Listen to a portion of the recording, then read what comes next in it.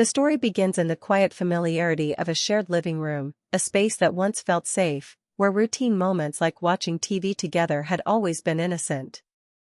But on this particular night, the air carried an unspoken heaviness, an emotional undercurrent that neither of them addressed.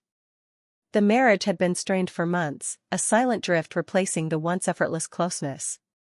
She was emotionally starved, craving connection and tenderness that had faded over the years.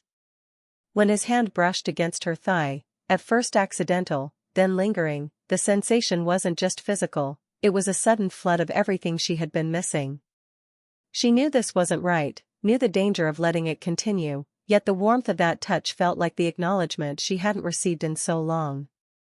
It wasn't about lust at that moment, it was about being seen, being wanted again. The TV continued to play in the background, but the unspoken conversation between their bodies had already begun. And she didn't move.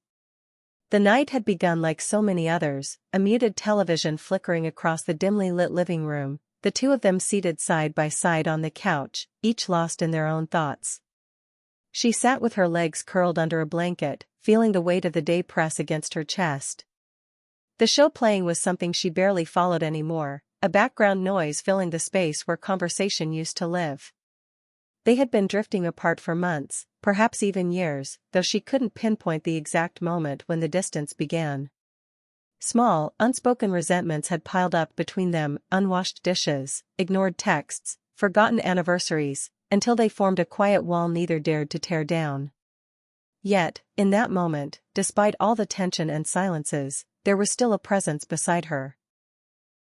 And maybe that was why she didn't expect what happened next. She felt it before she even registered it. His hand, resting on the cushion between them, shifted slightly and brushed against her thigh. At first, she told herself it was nothing, an accident. But it lingered, not pressing, not demanding, just there. Warm. Steady. She froze, unsure if she should pull away or pretend she hadn't noticed. That's when she realized her heartbeat had quickened.